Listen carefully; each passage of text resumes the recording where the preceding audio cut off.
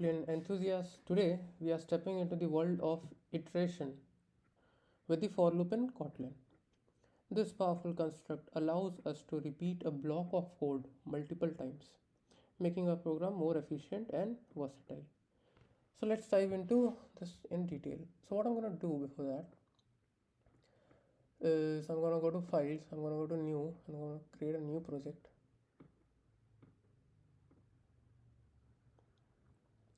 I'm going to say it as for or just type iteration would be much better, I think. Okay,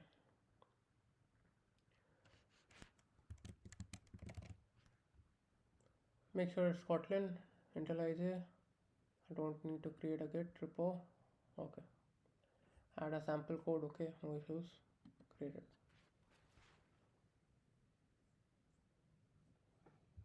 I'm gonna set this window.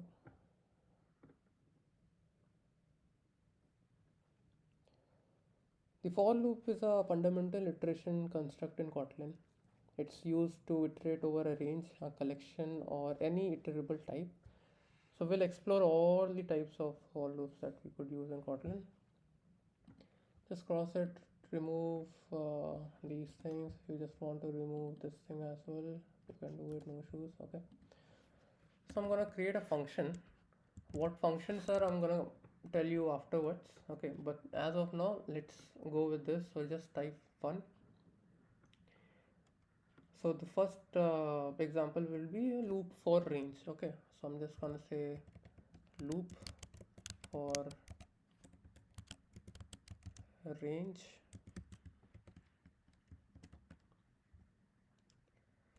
Okay, and over here, how to do it? So I'm gonna say for I initialize one in 1.5. Okay, I'm gonna say println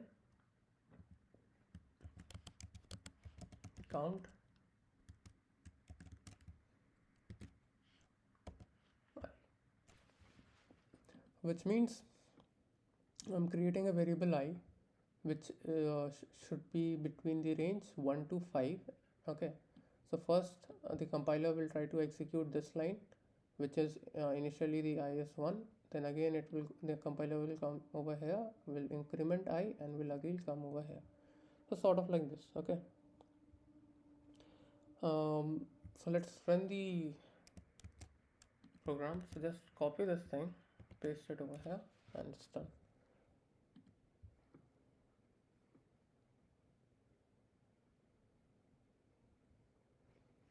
So in this example, the for loop iterates over the range from 1 to 5. The block of code inside the loop is executed for each value of I in the range. Okay, great.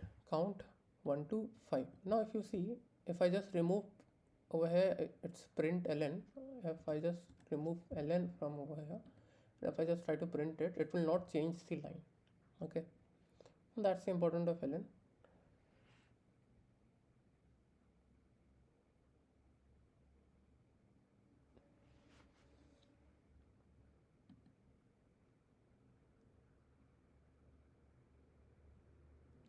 Okay, it's not changing the line, right? Okay, so on this copy, okay. Now the second example is for loop with collections. Okay, so I'm gonna create one more function. I'm gonna say uh, loop for loop for loop with collection. Okay, and how to do it? I'm gonna say val fruits is equals to list of apple, banana, orange. Okay, so these are the list of fruits. Now what I'm gonna do, I'm gonna iterate all the fruits. I'm gonna print all the fruits. I'm gonna say for item, suppose, or item in uh, fruits. I'm gonna say print ln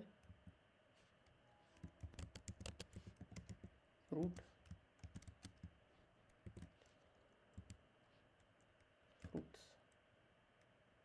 Okay, so what, sorry, I need to print item over here. Okay, so what does this mean? So initially I've declared an item as a variable, and it will iterate through all the items that is present in the fruits list. Okay, so first it will try to print apple, then banana, then orange, sort of like this. Okay, now what you do is just copy this for loop with collection, paste it like this, try to run the code. The for loop can also iterate over collections like list. So here it prints each element of the fruit list. Here we go. Okay, now let's go with one more example. This time we are gonna go for loop with indices. So I'm gonna say fun for loop with indices. Okay, so this time I'm gonna create a list again where the colors, list of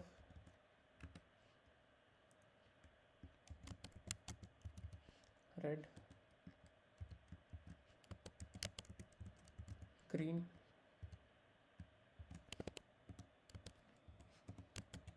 blue. Right, now what I'm gonna do, I'm gonna say for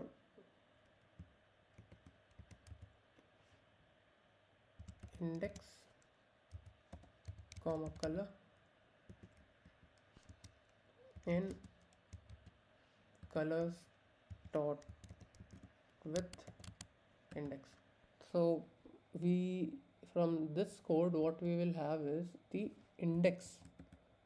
Okay, that is index. So this is index 0, 1, 2, sort of like this. So we will get the index. Okay, so how to do it? I'm gonna say println. I'm just gonna print. I'm gonna say colors, color at index,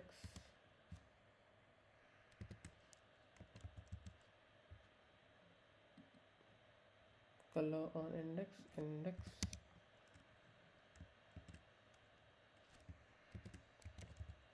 color.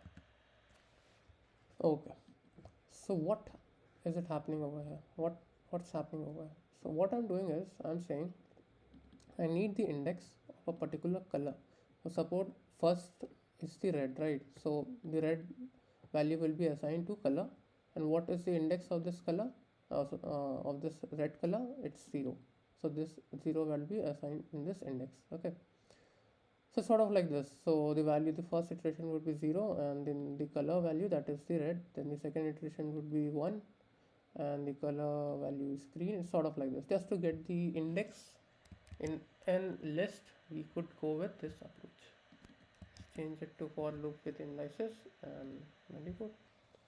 So when you need both the index and the value in the loop, you can use with index this time. Okay, and this example prints the color along with its index. Here we go, 0, 1, 2. Great. Now let's go with the fourth example, but this time we are going to go with for loop with steps.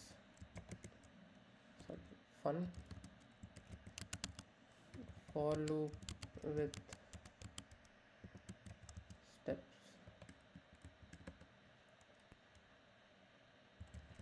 For I in 10 down to 1, step 2.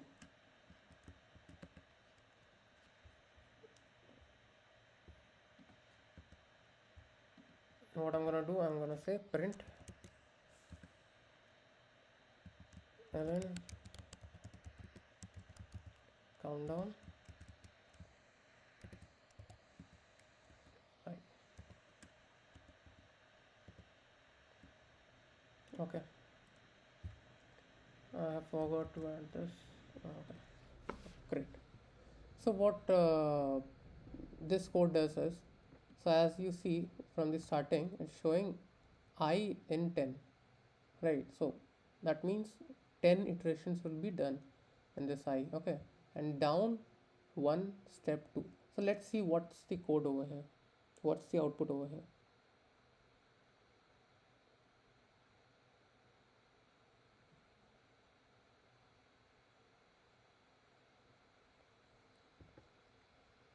Oh, sorry, I forgot to change this. For loop with steps, I need to do it.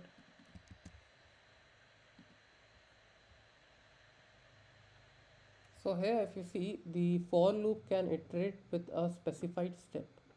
Here it counts down from 10 to 1 with a step of 2. Okay, so if you see, it counting down from, so the initial value of I would be uh, 1, and in 10 it's saying, that means, and step of 2. Okay, that means in every step the difference will be 2, and it's showing down 2. Down 2 means it will be in the decreasing order. Okay, from high to low it will go. Up to means from low to high it will go. It's sort of like this. Okay, now let's go with the final type. I'm gonna say fun. This time we are gonna go with for loop with ranges and filters. Okay, both. So I'm gonna say for loop with ranges and filters.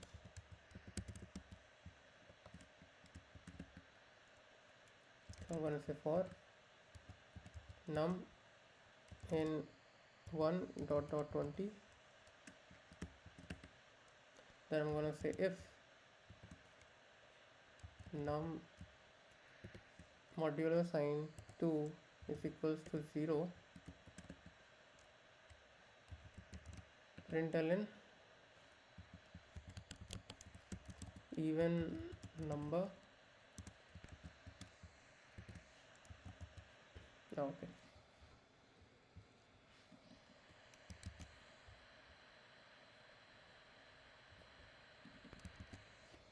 so this is for loop with ranges and filters. Okay, so what does this mean? So I'm gonna go between num from 1 to 20, and those numbers will only print which divides by 2 and leaves the remainder as 0. Okay, which is an even number. Just to print the even number, this is the condition. Okay, make sure you copy this function and paste it over here in the main function. With the for loop, you can incorporate conditions within the loop. This example prints even numbers between 1 and 20. If you see this, between 1 and 20, it's printing all the even numbers. Okay, and there you have it. The for loop is a versatile tool for performing repetitive tasks in your Kotlin programs. Whether you are working with ranges, collections, or specific conditions, the for loop can handle it all. Practice using it, experiment with different scenarios, and enhance your programming skills. Happy coding. Meet you in the next lecture.